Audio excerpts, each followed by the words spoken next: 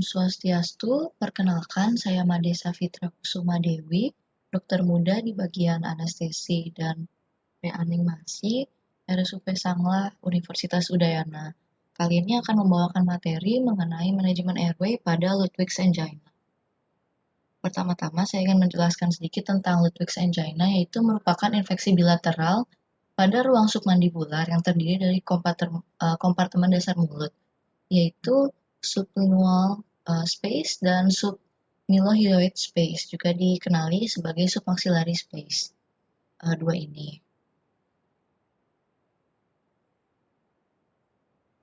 Lalu, infeksinya itu memiliki patomekanisme, di mana penyebarannya itu sangat rapid.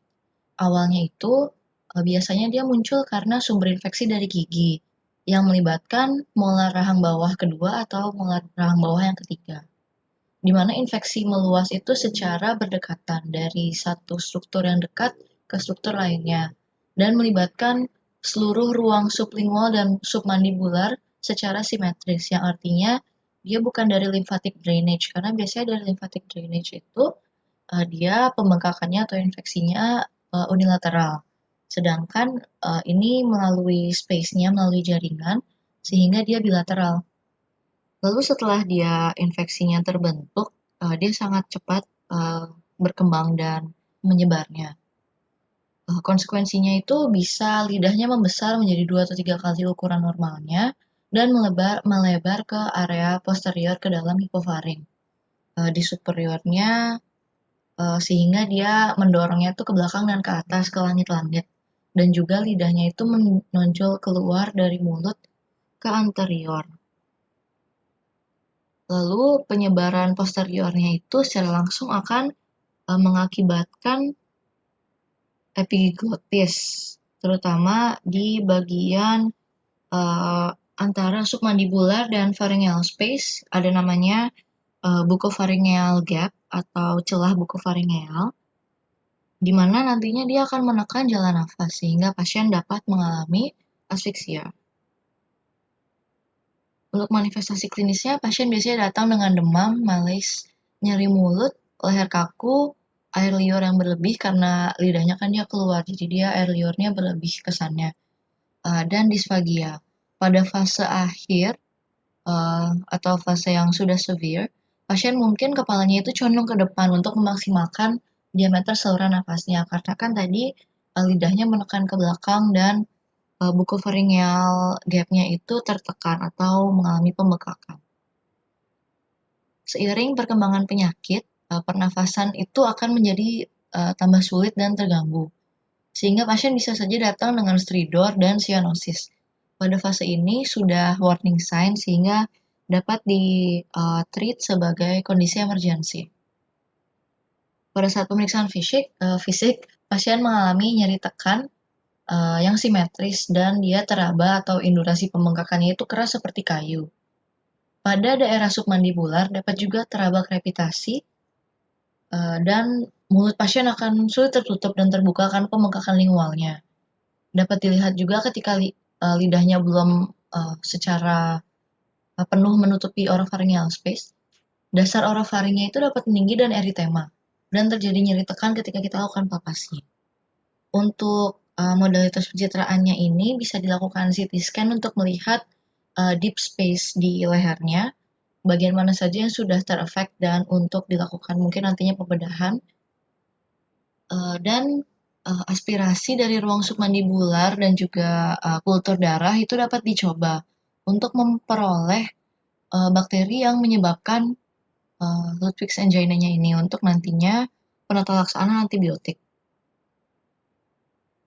Untuk kasus-kasus emergensi, pemeliharaan jalan nafas yang adekuat itu merupakan perhatian utama, sehingga pada beberapa kasus memerlukan tracheostomi. Walaupun kebanyakan kasus yang ringan itu dapat dikelola dengan hanya observasi ketat dan pemberian antibiotik intravena. Lalu selanjutnya jika dilakukan selama observasi ketat itu dan diberikan antibiotik intravena, tetap terjadi cellulitis dan pembekakan yang terus berlanjut sehingga terjadi dyspnea, maka kontrol jalan nafas buatan harus dilakukan segera. Biasanya dilakukan tracheostomi. Lalu jika dicurigai dari awal adanya gangguan jalan nafas, dapat direkomendasikan melakukan intubasi fiber optik melalui rute nasal. Di mana nanti laryngoskop fleksibelnya yang memiliki fiber optik itu dilakukan untuk menelusuri airway-nya dan membantu pemasangan endotracheal tube. Dapat dilakukan ketika pasien masih bangun. Namun jika dilakukan tanpa fiber optik kamera itu sangat berisiko pada pasien-pasien lupus angina yang advance atau severe karena dapat mengakibatkan laryngospasme sehingga intubasi dapat gagal. Sehingga pada kasus-kasus intubasi gagal atau tidak memungkinkan, tracheostomi itu paling banyak direkomendasikan, maupun juga krikotiroidotomi karena tingkat komplikasinya lebih rendah dibandingkan tracheostomi. Selanjutnya, treatment yang spesifik yaitu dapat diberikan antibiotik. Untuk regimen empirik antibiotik empirisnya dapat dilakukan berdasarkan peta penyebaran mikrobiologi.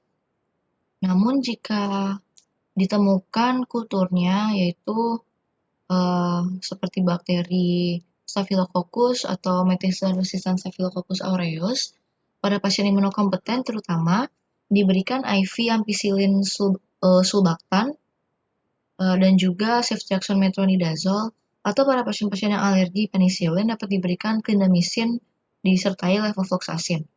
Semua diberikan secara IV. Pada kasus yang clindamycin tidak adekuat dapat diberikan meropenem.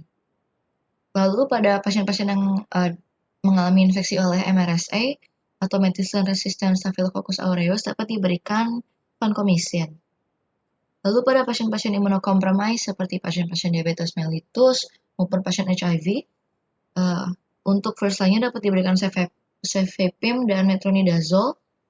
Lalu untuk yang MRSA bisa diberikan vancomycin atau linezolid dan juga dapat diberikan meropenem. Untuk durasi antibiotiknya diberikan 2 hingga 3 minggu sampai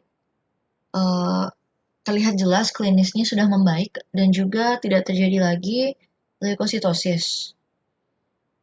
Lalu dapat juga dilakukan pembedahan, di mana teknik pembedahan untuk dekompresi ini hanya memperbaiki jalan nafas secara moderat maupun minimal.